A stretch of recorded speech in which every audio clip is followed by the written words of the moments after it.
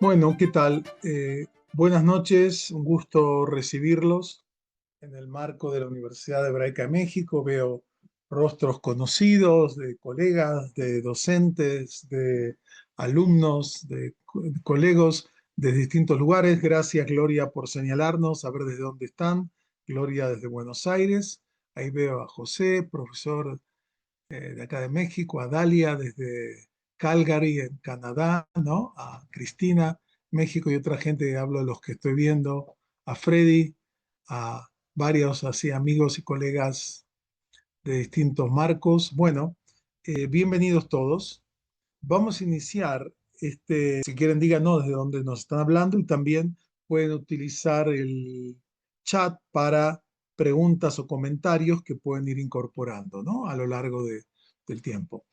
Bueno, hoy vamos a tocar un tema que tiene una enorme relevancia que va más allá de lo intelectual. Tiene un sentido para muchos de nosotros, Antonio, que bueno, de San Salvador, tiene un sentido existencial en San Luis Potosí, Naucalpan. Tenemos desde distintos lugares de México y de América Latina y de Estados Unidos, Canadá. Así que Canadá, Rafael, acá alumno y asistente y otra gente conocida, qué gusto estar con todos ustedes. El tema, como voy a compartir pantalla para poder presentar, que aquí lo están viendo, un título que tiene que ver entre la tragedia y la redención, narrativas de la historia judía, digamos, desde la Edad Media hasta el mundo contemporáneo, ¿no?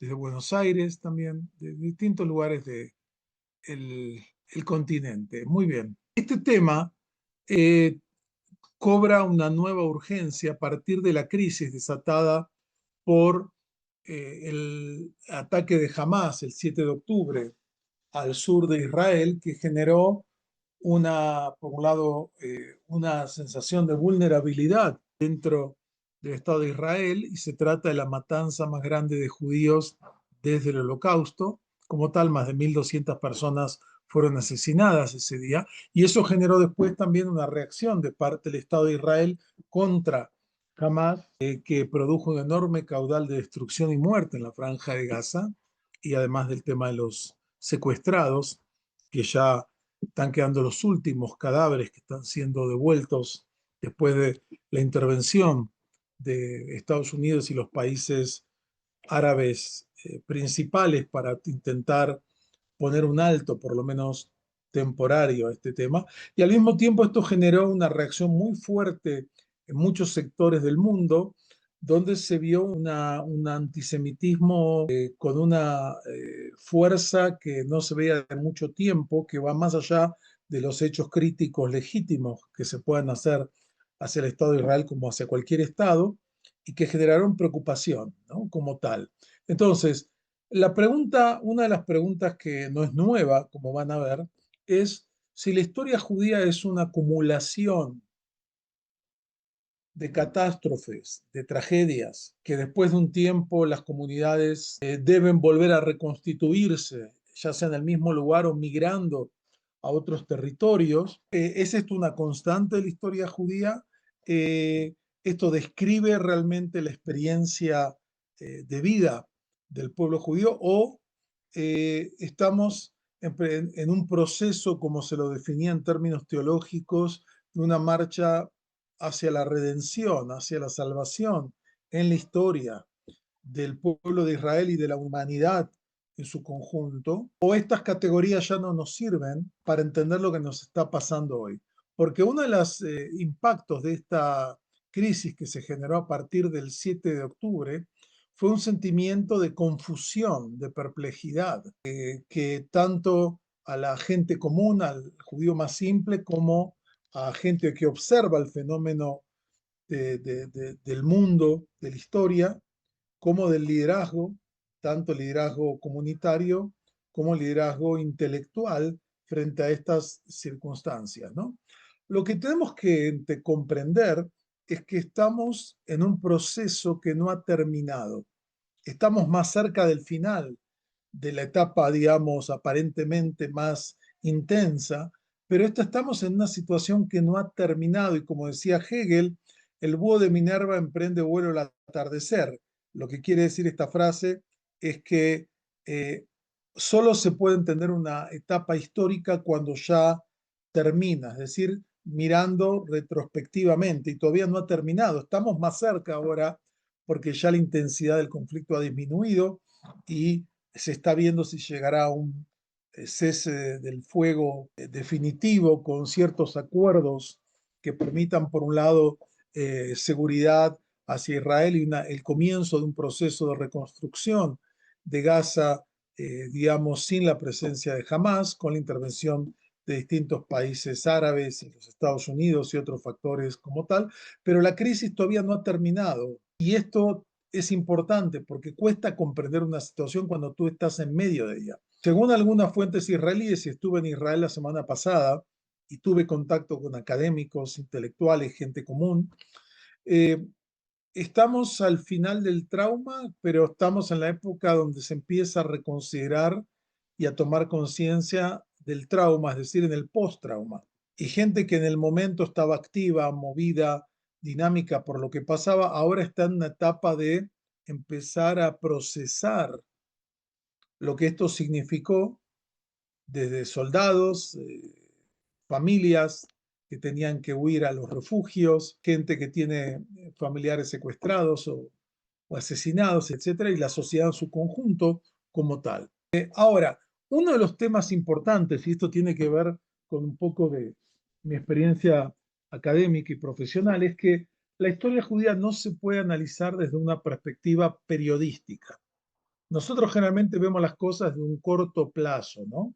Desde una visión, digamos, del aquí y el ahora. Pero la historia judía no es una historia de 50 años, de 100 años, de 500 años o 200 años como en nuestras naciones latinoamericanas, o de 500 años de la conquista, etcétera, o desde otros mil. Estamos hablando de más de 3.000 años, de 3.200 años de una historia judía documentada. Todo esto tiene otra dimensión acerca de que es necesario entender lo que ocurre ahora dentro de un contexto, por ejemplo, de otras crisis colectivas que experimentó el pueblo de Israel a lo largo de los siglos, como la destrucción del primer templo en el año 586-87 bajo el imperio neobabilónico, o la destrucción del segundo templo y la independencia judía, como en el primer caso durante la ocupación romana en el año 70 de nuestra era, u otros fenómenos de mucha radicalidad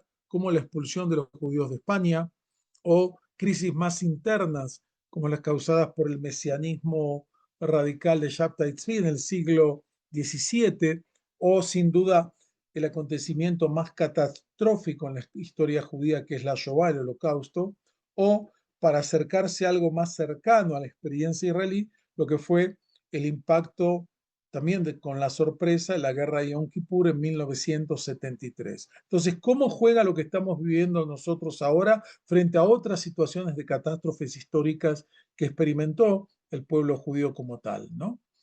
La larga duración es un planteamiento que viene de algunos historiadores como Ferdinand Brodel y otros, que plantean que hay estructuras más profundas que son distintas al corto plazo o al mediano plazo, y que tiene que ver con elementos más poderosos como la geografía, los climas, las mentalidades colectivas, las formas de organización o pautas culturales profundas. Es decir, el vivir como colectivo una experiencia de destrucción, de violencia, no es algo nuevo. Forma parte de las pautas culturales profundas que ha experimentado el pueblo judío desde casi sus orígenes como tal, ¿no? Lo que tenemos que entender es que desde un modelo teológico que dominó gran parte del pensamiento judío hasta la modernidad, y eso aparece claramente en la literatura profética, que es el segundo estrato de la Biblia hebrea, la segunda parte de la Biblia hebrea, Nevi'im, los profetas, permanentemente una idea de que la historia judía tiene una dimensión de alejamiento, pecado, destrucción, catástrofe y retorno y redención, ¿no? Estas dos perspectivas, la de la destrucción y la de la redención, aparecen permanentemente, ¿no? Esto forma parte del pensamiento, digamos, normativo del pensamiento judío que operaba con estas categorías tradicionales, ¿no? Donde la historia no es solamente un caos o es el juego de fuerzas arbitrarias, sino que la historia es vista como una historia de la salvación, una historia donde una comunidad en el marco de la historia avanza hacia un proceso mesiánico redentivo como tal, y esto después fue tomado por el mundo cristiano, por supuesto, con otras claves y también en parte por el Islam. Este modelo es un patrón interpretativo de la experiencia judía, ¿no? O sea, la historia no es un flujo neutro de acontecimientos, es un drama moral y teológico, donde los actores tienen responsabilidad. No hay víctimas pasivas, hay actores con mayor o menor responsabilidad en sus acciones. Y esto de alguna forma desafía parte del pensamiento postcolonial que convierte a la víctima en el héroe por excelencia, como si fuese una figura absolutamente pasiva, que no tiene responsabilidad, y cuando más aparece como víctima, más valoración positiva tienen este tipo de temas. Ahora, este tema que estamos discutiendo en otro momento podría ser una discusión para académicos, pero hoy en día no lo es. Hoy en día es un tema existencial, es un tema que muchas personas, tanto judíos como no judíos, viven con dolor, con preocupación, con angustia por lo que está ocurriendo tanto en la tierra de Israel, en el Estado de Israel, en el conflicto con los palestinos, como en las repercusiones enormes que esto está teniendo en el mundo en general, en distintos ámbitos como tales, y uno de alguna forma busca entender lo que ocurre para poder salir de un presente que a veces nos aparece como estancado, amenazante e incierto. Ahora, para seguir avanzando en esto, yo voy a leer un texto, voy a terminar la parte del chat y voy a leer un texto, una parte de un texto que fue la conferencia inaugural del segundo Congreso Internacional de Investigadores en Estudios Judaicos que se realizó en la ciudad de San Pablo, en la Universidad de San Pablo, y que tuve el gusto de darla. Y aquí traigo algunos textos que reflejan desde la Edad Media hasta ahora las visiones de la historia judía como tal. Y empiezo con una cita que dice lo siguiente: yo, José, hijo de Yoshua a Cohen, recogí en este libro los sufrimientos, calamidades y persecuciones que han recaído sobre nuestro pueblo desde el día en que fuimos exilados de nuestra tierra hasta ahora. Le he puesto el nombre a este libro de El Valle de las Lágrimas, pues todo el que lea tendrá la respiración jadeante y sus párpados derramarán lágrimas, diciendo: ¿hasta cuándo, oh mi Señor? A mi Dios suplico que terminen los días de nuestra aflicción y envía al Mesías nuestro Salvador y nos libere sin tardanza a causa de su misericordia. Termina la cita. Así comienza un libro clave en la historiografía judía posterior a la expulsión de España, que se llama Bajá, escrito en hebreo, El Valle de las Lágrimas, del cronista sefaradí Yosef Cohen, que nació en Aviñón en 1496 y después escribió esta obra hacia 1558, que es una crónica histórica de las persecuciones y calamidades sufridas por el pueblo de Israel desde la destrucción del Templo de Jerusalén hasta su tiempo. Es considerada esta obra uno de los primeros intentos de definir, de construir una historiografía judía postmedieval donde la historia se presenta como una sucesión de tragedias. Su relato es a la vez una crónica histórica y una liturgia de duelo colectivo. Su introducción refleja desesperación y anhelos mesiánicos, fe y sufrimiento. En su obra, como en otras, como el Shevet Yehudá o las consolazadas tribulaciones de Israel de Samuel Ushke, se propone una lectura de la historia judía como una sucesión de catástrofes, del exilio babilónico a la destrucción de los templos y las expulsiones medievales. Esta concepción, impregnada de tragedia y de resistencia, plantea una pregunta esencial. ¿Es la experiencia judía reducible a una cadena ininterrumpida de calamidades? Esta postura, que para algunos sigue siendo válida, fue criticada por tal vez el mayor historiador judío del siglo XX, Salo Whitmire Barón, que fue el primer profesor de estudios judaicos en la Universidad de Columbia de Estados Unidos, aunque él se formó en Europa. Y Barón critica esta concepción llamándola la concepción lacrimógena de la historia judía, ya en un artículo que publica en 1928.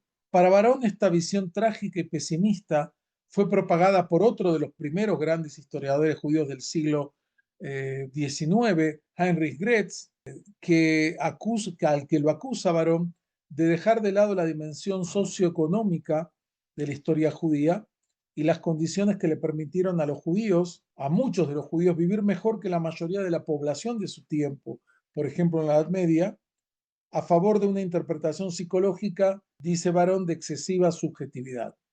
Barón considera que esta visión, que él la llama lacrimógena en la historia judía, eclipsaba las dimensiones positivas, creativas y resilientes de la vida judía a lo largo de los siglos. Para Barón se debía evitar una identidad colectiva construida únicamente sobre el trauma. En el marco del Estado de Israel y las comunidades de la diáspora, su crítica sugiere que un énfasis exclusivo en el sufrimiento puede fomentar posturas defensivas o victimistas. Para Barón y su obra monumental en 18 volúmenes en inglés, de los cuales hay 8 publicados en español, Historia social y religiosa del pueblo judío, una historia más balanceada permite pensar la vida judía como parte activa de la historia general, abriendo caminos de diálogo, legitimidad cultural más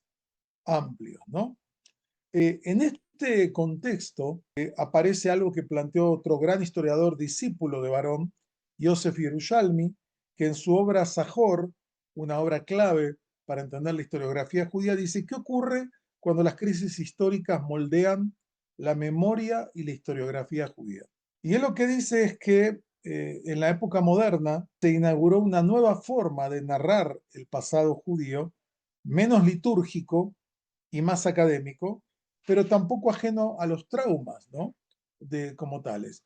Y lo mismo pasa en otro de los grandes historiadores del siglo XX, el gran estudioso de la mística judía Gershom Scholem, que en su obra monumental, que basada en unas conferencias que dio en el contexto de la Segunda Guerra Mundial, en plena tormenta europea, planteó Major Trends in Jewish Mysticism, las principales corrientes o tendencias de la mística judía, enfrenta un momento trágico que vive el pueblo judío, no solo como un académico, porque esta obra está dedicada a su gran amigo Walter Benjamin, quien se suicidaría en Port Bou, en la frontera entre España y Francia, huyendo del nazismo. Scholem concluye su obra, que aparentemente trata un tema más técnico, esotérico, como la mística judía, planteando lo siguiente: ¿será posible, se preguntaba, que tras las tragedias de su tiempo surgiera una nueva manifestación mística? Porque para Scholem el misticismo judío es un fenómeno de respuesta a catástrofes históricas. Y miren lo que ahora cito a Gershom Scholem.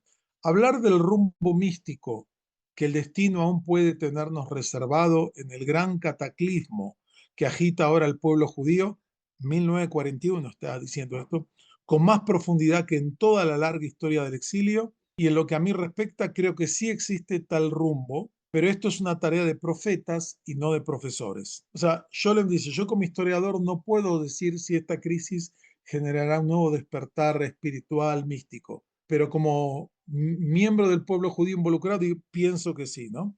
Y esta misma tensión entre catástrofe y esperanza aparece en otra obra más específica, que es la obra de Amos Elon, llamado Requiem alemán, en hebreo, o The Pity of It All en inglés, que es el gran relato del judaísmo de Alemania. Elon muestra cómo un clan perseguido de mercaderes de ganado y vendedores ambulantes errantes, que eran los judíos, digamos, en el siglo XVII, cómo este clan se transformó en poco más de 100 años en una comunidad sorprendentemente exitosa de escritores, filósofos, científicos, empresarios, activistas.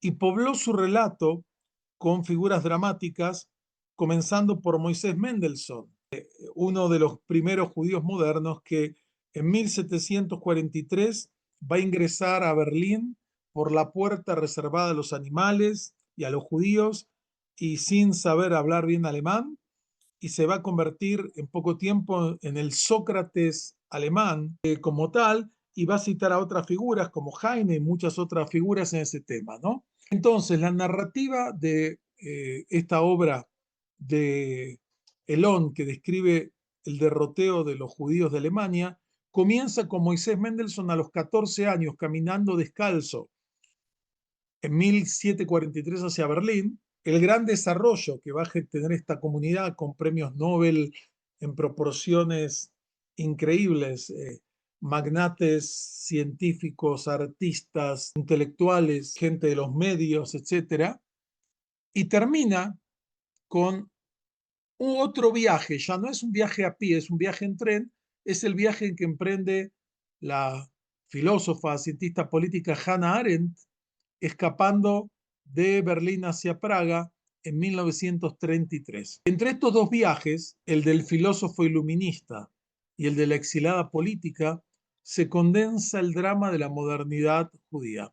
Una narrativa que comienza con esperanza ilustrada y termina con un exilio forzoso. A este linaje de respuestas históricas se suma la obra de David Roskis, que tiene dos obras importantes sobre estos temas, Against the Apocalypse y The Literature of Destruction, donde él muestra cómo la cultura judía ante cada catástrofe respondió con un caudal de relatos, plegarias, poemas, crónicas y reflexiones que convirtieron el dolor en memoria y la memoria en resistencia. Roskis constituye, en cierto sentido, el contrapunto moderno a Joseph Cohen. Donde aquel recopiló lágrimas, Roskis recopiló voces, mostrando la inagotable creatividad de un pueblo que frente al desastre nunca deja de escribir y de pensar. Todo esto nos recuerda que los estudios judaicos nunca han habitado en una torre de marfil, sino que son como una especie de caja de resonancia de lo que ocurre en su entorno. Las catástrofes, las expulsiones, las migraciones, las nuevas patrias, las guerras y las esperanzas se filtran en nuestros textos, en nuestra historiografía, en nuestras teologías. Hoy, después del 7 de octubre, volvemos a encontrarnos ante un quiebre histórico. La masacre de Hamás, la guerra en Gaza, la ola global de críticas legítimas y de nuevas expresiones de antisemitismo, las tensiones internas en la sociedad israelí y la diáspora vuelven a preguntarnos: ¿surgirá una nueva creatividad comunitaria, académica y cultural desde esta tragedia? ¿Cómo reescribiremos la historia judía? ¿Cómo reinterpretaremos la identidad y la pertenencia? ¿Cómo imaginaremos el futuro a la luz de esta herida? En mi trayectoria académica y educativa de casi 50 años, me he ido convenciendo de que solo desde una perspectiva, como lo mencioné al comienzo, de larga duración, podemos comprender el presente. Porque como lo dice bellamente el gran poeta israelí Yehuda Amichai, los judíos no son un pueblo histórico, ni siquiera arqueológico. Los judíos son un pueblo geológico, con grietas y derrumbes y capas y volcán en erupción. Su devenir debe medirse una escala totalmente distinta. Y esto es importante para el pueblo judío, porque a lo largo de milenios ha sobrevivido imperios, catástrofes y transformaciones culturales gracias a una compleja combinación de memoria, sentido práctico y creatividad. Su persistencia no ha sido pasiva, sino crítica y adaptativa.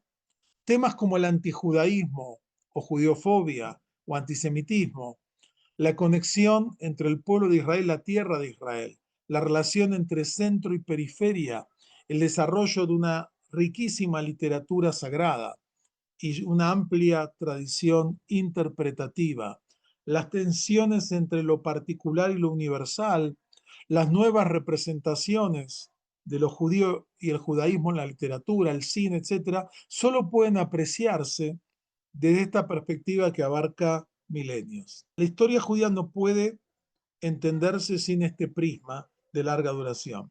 Podría decirse que el 7 de octubre fue un momento de ruptura dentro de la continuidad, un evento traumático que revela la persistencia de tensiones históricas, pero la lleva a un punto de condensación que cambia los marcos de referencia. Uno podría pensar la catástrofe y lo que pasó después de esta fecha con una imagen de una piedra arrojada en un lago, pero no un lago en calma, donde ustedes vieron, uno arroja una piedra y se forman como círculos concéntricos que se van expandiendo, sino un lago sacudido por la tempestad. Las ondas que genera no se expanden de forma ordenada y simétrica, sino que se multiplican, se entrecruzan, se deforman.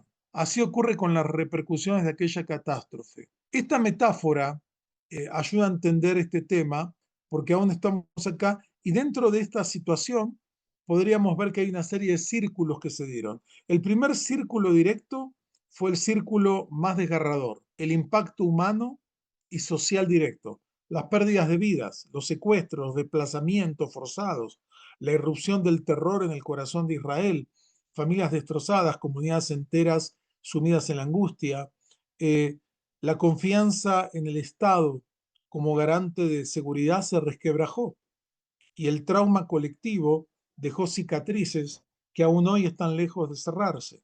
Del otro lado, el ataque demencial de Hamás generó como parte de su estrategia de utilizar a la población civil como escudo humano y la dura respuesta israelí, que para algunos observadores cruzó ciertas líneas rojas, un desgarrador también sufrimiento en Gaza. El segundo círculo concéntrico de esta tormenta que afectó estas aguas tormentosas fue lo que pasó hacia el interior de la sociedad de Israel y revela que las tensiones políticas y sociales, que el ataque no las borró, sino que en cierto sentido las amplificó. Las divisiones sobre religión y Estado, entre el centro y la periferia, entre las élites de la sociedad y otros sectores, se profundizaron. La fragilidad de la cohesión nacional quedó a la vista. Por otro lado, se encontró una enorme resiliencia de la sociedad civil que respondió las primeras semanas, particularmente cuando el Estado estaba paralizado ante ese ataque. El tercer círculo concéntrico es el círculo que va hacia la escena internacional, el estatus de Israel en el mundo. La guerra y sus consecuencias colocaron al país en medio de una crisis de legitimidad. Para algunos, Israel encarna a la víctima. Para otros, se convierte en símbolo de opresor, en un estado genocida, según una imagen muy recurrente en las marchas y las protestas. Las presiones diplomáticas se intensifican, los organismos internacionales lo cuestionan, el riesgo del aislamiento político crece. Israel se encuentra simultáneamente en la posición paradójica de ser víctima de un acto de barbarie y al mismo tiempo blanco de una demonización sistemática. Se olvidan los matices, los contextos geopolíticos, el carácter del yihadismo radical y la naturaleza de una guerra asimétrica urbana de alta intensidad. El cuarto círculo de esta tormenta tiene que ver con las comunidades judías dispersas en el mundo. El antisemitismo, que nunca había desaparecido, resurge con una fuerza renovada. Sinagogas atacadas, manifestaciones hostiles en universidades, intimidaciones en el espacio público. En países donde la vida judía se había vivido con relativa seguridad, reaparece un sentimiento de vulnerabilidad. Lo vemos en países como que tenían hasta una cultura de un multiculturalismo bastante armónico, como Canadá, Australia, y vemos aún Estados Unidos la preocupación. Se multiplican también las tensiones internas, cómo posicionarse frente al conflicto, cómo conciliar la diversidad de opiniones sin fracturar a la comunidad, ¿no? Todo esto ocurre como tal. Esto genera una serie de preocupaciones con respecto al futuro. Hay un quinto círculo que no lo voy a mencionar ahora, que tiene que ver cómo impacta esta situación en los estudiosos de la historia judía, de la sociología, de la literatura, qué es lo que está ocurriendo como tal. Y uno podría ver que hay una serie de fenómenos que deben ser estudiados, y los menciono rápidamente, temas que tienen que ver con la geopolítica, porque paradójicamente uno de los lugares donde se mostró una mayor comprensión hacia la postura de Israel fue precisamente en los países vecinos árabes, países como Egipto, como Emiratos Árabes Unidos, como Líbano, como Jordania, como, y otros países, Bahrein, etcétera, hasta Arabia Saudita y otros, parecieran que entienden mejor y son menos críticos o son más críticos de Hamas que lo que ocurre en los países de Occidente, que no entienden lo que es realmente el yihadismo radical como tal, ¿no? Eh, Como ven, hay múltiples dimensiones de todo esto, hay dimensiones simbólicas, porque estamos hablando de la mayor masacre de judíos en un solo día desde la Shoah. Hay dimensión política, que mostró por un lado la fortaleza del Estado de Israel de luchar contra 7 frentes militares en forma simultánea, y por otro lado una crisis de legitimidad muy delicada, toda una dimensión global que generó todo un clima emocional, cultural de asedio, más allá de las críticas a determinadas políticas israelíes como tal, ¿no? También se plantean preguntas en distintos ámbitos de todo tipo. Y quiero ir redondeando este tema, y si hay preguntas trataré de verlas. El problema es que ahora desde mi teléfono me cuesta más, y quiero retomar algo que comenzó al comienzo, y es lo siguiente. Quizás, como sugieren Scholem y Roskis, que los cité anteriormente, la catástrofe no solo destruye, sino que también convoca. Convoca nuevas voces, nuevos relatos, nuevas síntesis. La historiografía, la literatura, la filosofía, la mística judía han dialogado siempre con experiencias históricas.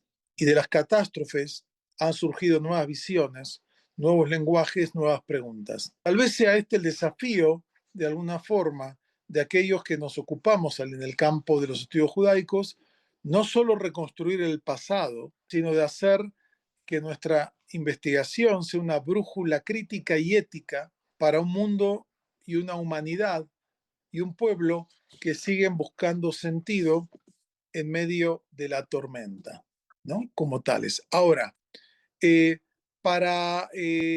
si hay preguntas o comentarios, podemos tomarlos en la parte del chat. Ahí vamos a ir viendo, pero quiero antes de eso plantear lo siguiente. Como ustedes pueden ver, comprender el presente judío, el presente de la civilización de Israel, no es algo que se pueda hacer solo desde la perspectiva periodística. Se requiere conocimientos, porque vemos que se reactivan sensaciones de crisis y de esperanza, como ocurrieron en la época bíblica y en la época del Segundo Templo y en la Edad Media, etcétera, etcétera. Entonces, en este sentido, aquellos que deseen contar con las herramientas para una comprensión más profunda de los estudios judaicos, los invitamos a explorar en nuestra página web una gran variedad de programas. Fundamentalmente quiero mencionar 2 programas que son centrales para nosotros. El primero es la maestría en estudios judaicos. Acá hay gente que lo ha cursado, lo está cursando, que es un programa muy amplio que da un marco, digamos, global, para que uno pueda ubicarse en la historia, el pensamiento, eh, las corrientes y tendencias del mundo judío desde sus orígenes hasta la actualidad. Este programa se puede cursar en forma presencial para aquellos que viven acá en la Ciudad de México, y también se puede cursar en forma totalmente en línea, como tenemos tal y casi 300 personas están participando y han participado de este programa tal. Los invitamos a aquel que desee conocer en este momento de confusión, de crisis, quiera tener bases más sólidas para entender múltiples fenómenos que se están desarrollando, averiguar acerca de estos programas. Y tenemos acá a Lucero y otra gente de incorporación que con gusto podrá tomar después sus datos y su información para hacerle llegar estos programas. Al mismo tiempo tenemos varios diplomados de introducción al judaísmo, uno donde este semestre se trabajarán las fuentes del judaísmo de la Biblia hasta textos actuales. Tenemos uno sobre los grandes libros del judaísmo que va desde la Edad Media hasta Spinoza. Ese es otro curso disponible. Tenemos un nuevo programa que vamos a lanzar, que es un diplomado en ética y espiritualidad con una perspectiva interreligiosa. Algo muy interesante e innovador que pronto van a poder visitar en nuestra plataforma. Y por último, antes de poder abrir esto para tener un cierto diálogo, es que vamos a realizar dentro de una tradición que ya tiene la universidad hace más de 10 años, un nuevo viaje cultural. Ya hemos hecho viajes culturales a España, a Grecia, a Portugal, a Praga, Viena y Budapest, a Israel en distintos ámbitos, y ahora vamos a volver a hacer un viaje a un lugar fascinante que es la Italia judía.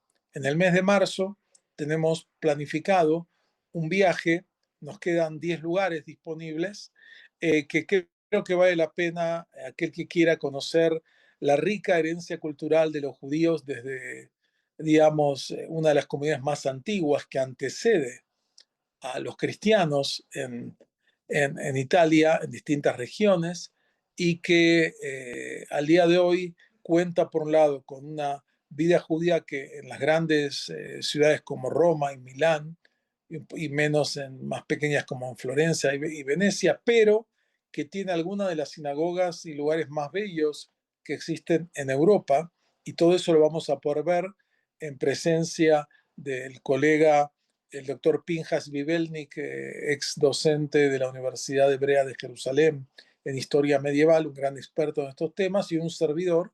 Aquellos interesados en tener información van a poder también acercarse en nuestras páginas. Y ahora sí me voy a dirigir a las preguntas, a ver si puedo ver acá, porque quiero ver acá. Alguien que acá comenta que nos conocimos en el seminario de Toli, acá pregunta, pareciera que el pensamiento respecto del papel del pueblo judío ante las catástrofes para mucha gente es dicotómico, opresor o víctima. ¿Cuál podría ser una tercera opción para entender este papel histórico? Gracias, eh, Virgilio. Mira, yo creo que es correcto esto, o sea, la historia es compleja, los actores tienen distintos grados de responsabilidad, es cierto, pero tienen responsabilidad. Hoy en día pareciera ser que el único conflicto y el único que ha desplazado a la Rusia de Putin pareciera ser que es Israel frente a los palestinos. Y no hay ningún análisis serio en términos generales acerca del papel que jugó Hamas en todo en el desarrollo de este conflicto, las preparaciones que durante años se hicieron de túneles en lugar de canalizar la ayuda internacional para construir escuelas, hospitales y el desarrollo económico de su población, se construyeron cientos de kilómetros de túneles de acumulación de armas de militares para un ataque autodestructivo como tal o usar la población civil. O sea, uno tiene que entender la historia con la mayor objetividad posible. Entonces, como vemos, hay responsabilidad de todos los actores, incluyendo, por supuesto, el Estado de Israel, pero los palestinos no conocen la historia a lo largo, tuvieron diferentes oportunidades de negociaciones desde 1947, cuando Naciones Unidas definen la creación de dos estados en este territorio que no era territorio nacional de ningún grupo, que era llamado por el, digamos, mandato británico desde 1919 hasta 1947, llamado Palestina, que era un territorio, no era un territorio nacional, era un nombre geográfico donde había una comunidad judía y una comunidad palestina. Y la opción de Naciones Unidas fue la partición Si el liderazgo palestino hubiese aceptado esa opción, hoy en día ya existiría desde hace más de 70 años un Estado palestino frente a un Estado judío como tal. Pero, y así sucesivamente hasta el año 2000 y 2000 con las negociaciones de paz, las últimas en Camp David con el presidente Clinton entre Ehud Barak y Yasser Arafat, que llegaron casi a punto de cerrar y finalmente no. Y después el descarrilamiento del proceso de paz que parecía que en las 90 iba a avanzar por distintos factores. Es decir, queda claro que entender, y me parece muy bueno el planteamiento, una visión más objetiva donde ni los israelíes son el opresor por excelencia, ni los palestinos son la víctima inocente. ¿No? Hay mucho en el medio para ver, además de todo un contexto geopolítico como tal, ¿no? Que es importante entender. Pero esa me parece que tenemos que ser honestos y hoy en día lo que vemos, lamentablemente, es, digamos, una serie de clichés políticos que hablan más allá de las interpretaciones desde una enorme ignorancia de los hechos. He escuchado en las redes sociales y en programas televisivos y otros gente hablando del tema que desconoce lo básico. Es como que uno escuche a un médico que se pone a hablar y confunde el fémur con el esternón. Uno diría, este hombre mejor yo no voy con este médico que no sabe la diferencia entre el esternón y el fémur o el húmero. Y bueno, la gente no tiene, hay una distorsión, una ignorancia, una demonización del sionismo como tal, como ignorando toda la historia del desarrollo de este movimiento y entendiendo que una cosa es el movimiento sionista y sus propósitos y orígenes, y otra cosa es la política específica de determinados gobiernos del Estado de Israel que van de un lado y de otro. Por otro lado, hay que entender que, según varios analistas muy interesantes, se están dando cambios, se van a dar cambios profundos en la propia sociedad israelí que se van a reflejar en los próximos años, no tal vez en los próximos meses, pero en los próximos años seguramente habrá un cambio importante de liderazgo político, un reajuste de la sociedad israelí con distintos sectores que conforman esta compleja sociedad. Los grupos ultraortodoxos seguramente van a perder peso después de eh, la actitud que desempeñaron durante este conflicto. Hablo de los grupos ultraortodoxos, no hablo de los grupos, digamos, sionistas mesiánicos, que es otro sector de la sociedad israelí. Digo, el tema es complejo y se requiere, por un lado, conocimiento de los actores, de su historia, de su cultura, porque si no, uno cae en lo que pasa hay hoy en día, que son clichés ideológicos, donde ya está estipulado que este conflicto es un genocidio. Así se lo interpreta muchas veces, sin entender que hay diferencias profundas entre una guerra, y particularmente una guerra asimétrica urbana, como la que se juega en Gaza, y un genocidio que es algo muy diferente como tal, ¿no? Pero bueno, hoy en día el cliché ya está y el que lo cuestiona es atacado y cuestionado por distintos sectores porque pareciera ser que en ciertos sectores de la vida cultural, académica y política, así es como están los hechos, ¿no? Como tal.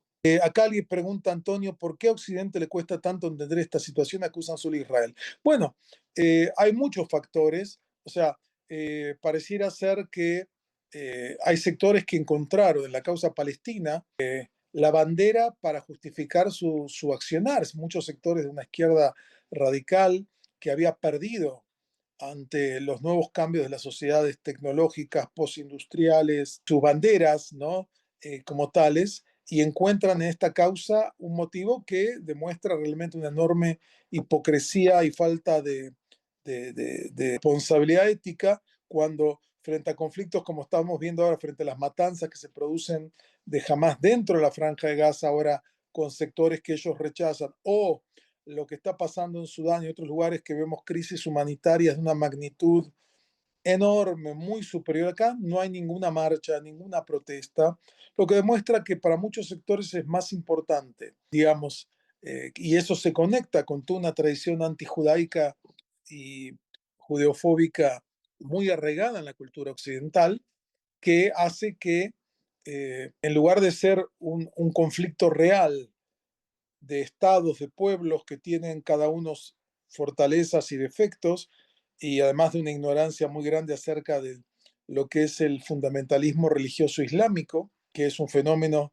que ya tiene una larga trayectoria desde la creación de la hermandad musulmana, hacia 1923-24 en Egipto, y hay todo, muchísima bibliografía, pero la gente desconoce y mezcla distintos temas. En muchos sectores de Occidente pareciera que se sigue esta tradición de si antes se acusaba al judío de genocida, perdón, de deicida, de aquel que mata al Redentor, que es la víctima por excelencia que trae la redención. Hoy en día el Estado de Israel es el asesino que ataca a la víctima por excelencia, que hoy en día son los palestinos, ¿no? Como tales. Y no es una víctima, esto no significa que no haya lugar a las críticas políticas, las válidas, yo creo que las hay dentro de la sociedad israelí y las hay en distintos ámbitos, ¿no? Pero hay mucha ignorancia. Yo les recomiendo, por ejemplo, que lean un libro muy interesante de un investigador francés, no judío, Pierre-André Taguieff, que se llama La nueva judeofobia. Fue publicado por Geriza y es un análisis que él analiza cómo confluyen en Occidente, se mezclan el antisemitismo tradicional, neonazi y anterior, con teorías conspirativas, con elementos del radicalismo islámico fundamentalista y con elementos globalifóbicos. Se hace un cóctel que va en esta línea. Acá, para finalizar, Miguel plantea que Israel tiene un protagonismo en la redención del mundo. Entre los autores que menciono, ¿hay alguien que con un acercamiento a esta perspectiva? Bueno, dentro de las visiones judías del pensamiento judío religioso, digamos, tanto pensadores, figuras, digamos, que voy a tomar algunos que tienen una clara credencial dialógica y pacifista, como Martin Buber, por ejemplo, el gran filósofo del diálogo del siglo XX, queda claro que Israel ocupa un lugar eh, central en la historia de la humanidad, una función mesiánica, si ustedes quieren, en la redención, ¿no? Y Buber, un intelectual muy abierto y muy al tanto de las distintas corrientes modernas, Buber planteaba estos temas, digamos, él mismo, de que sin duda el pueblo de Israel tiene un papel como pueblo testigo en la historia, que no es nuevo y que resuena desde las tradiciones bíblicas en adelante, ¿no? Sin duda que hay mucha gente que veo, le diría, hay un autor muy importante que se llama Emil Fackenheim, que él ha escrito varios libros, entre ellos El retorno del pueblo judío a la historia, y otros libros donde él trata de entender cómo se concilia este papel del pueblo de Israel en la historia a partir de dos acontecimientos que marcaron la modernidad judía, que son la Shoah y la creación del Estado de Israel. Podríamos seguir mucho más, pero estamos dentro del marco horario. Les agradezco a cada uno de ustedes su presencia. Estos son temas claves para seguir analizando. Sin duda que hay una tradición antisemita clásica, antijudaica desde el mundo cristiano y otros elementos. Esto no es un tema simplista que se puede analizar en una sola conferencia, y los invito a, si quieren profundizar más sobre estos temas, acercarse a alguno de los programas que tiene la universidad, tanto en línea como presenciales, para poder profundizar estos temas tan apasionantes como tales. Acá ya tienen acá el link con los contactos para los que quieran ver otras opciones de estudio y de crecimiento con nosotros. Muchas gracias a cada uno de ustedes. Les deseo que tengamos un poco más de paz y de estabilidad, y los saludo afectuosamente desde la Universidad Hebraica de México. Shalom, shalom.